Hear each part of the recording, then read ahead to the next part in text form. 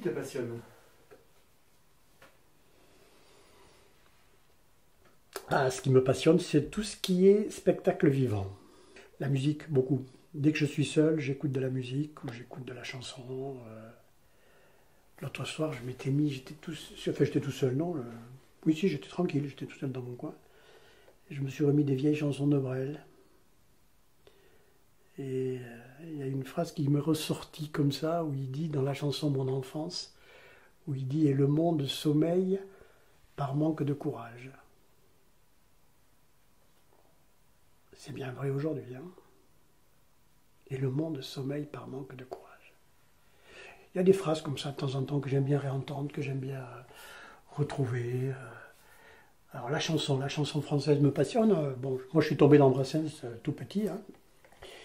Notre père nous a élevés au Brassens, donc moi le gorille je l'ai écouté, j'avais 5 ans. Hein. Je ne comprenais pas tout. Mais par exemple Brassens a été un de mes initiateurs de la langue française. Parce que comme je voulais comprendre ce qu'il disait, j'allais chercher dans le dictionnaire le mot. Dans la messe au pendu, à un moment, il parle des oiseaux du moutier. Alors les oiseaux, je voyais ce que c'était, mais le moutier, je ne voyais pas. Je suis allé dans le dictionnaire Larousse et j'ai vu que le moutier, c'était le monastère, c'était là où les moines vivaient. Les petits oiseaux du moutier. Ben moi, à 10 ans, je savais ce que c'était que les petits oiseaux du moutier. Et ça m'est resté. C'est un exemple que je cite souvent. Hein. Les sycophantes. Les sycophantes, c'est quoi les sycophantes? Voilà. C'est les délateurs, ceux qui vont dénoncer à la police. Voilà. Ben, sycophante, ça me gênait de connaître la chanson de Brassens et de ne pas savoir ce que je disais. Donc j'allais chercher dans le dictionnaire des mots comme ça. Parce que Brassens... pour la langue française, il en connaît un moins. Je voudrais juste rebondir sur le chant et l'émotion que ça te crée, parce que les chanteurs, qu'est-ce que tu pourrais me dire de plus sur cette relation avec le chant? Ça me touche. Ça me touche.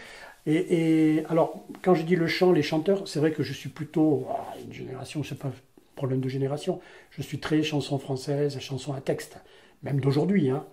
Il y a des chanteurs d'aujourd'hui qui écrivent des textes qui sont absolument magnifiques. Hein. Et Cali, quand il nous dit le bonheur, c'est un chien qui traverse une 4 voies, voilà, c'est ça le bonheur. C'est ça la vie. À partir du moment où tu es né, déjà tu es condamné à mort. Et oui, c'est la finalité.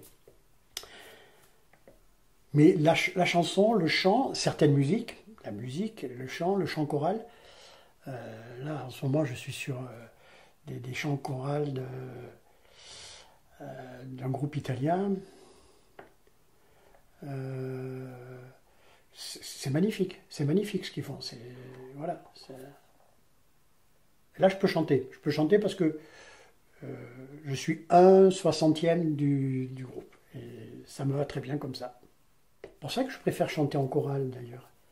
Parce que chanter en chorale, il y a de la communication, on est ensemble. Puis je participe à un truc d'un petit groupe. Chanter tout seul, c'est très difficile. J'adore les chanteurs parce qu'ils font un métier très difficile. Et des fois, je suis épaté de voir comment ils se démènent. Et comment ils arrivent à maîtriser tout ça. Mais dernière de Pierre Perret, là, on se fera des bisous bientôt. Je ne sais pas si vous l'avez entendu. Oh, je vais vous la faire écouter tout à l'heure. Voilà, monsieur qui a quel âge? Moi, quand je regarde Pierre Perret, à la fin des chansons, j'ai les larmes aux yeux.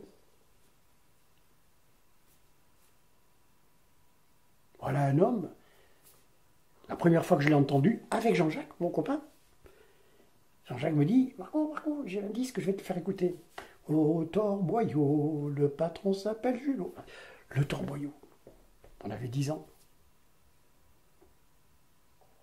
Après, il a chanté Lily et puis tout le reste.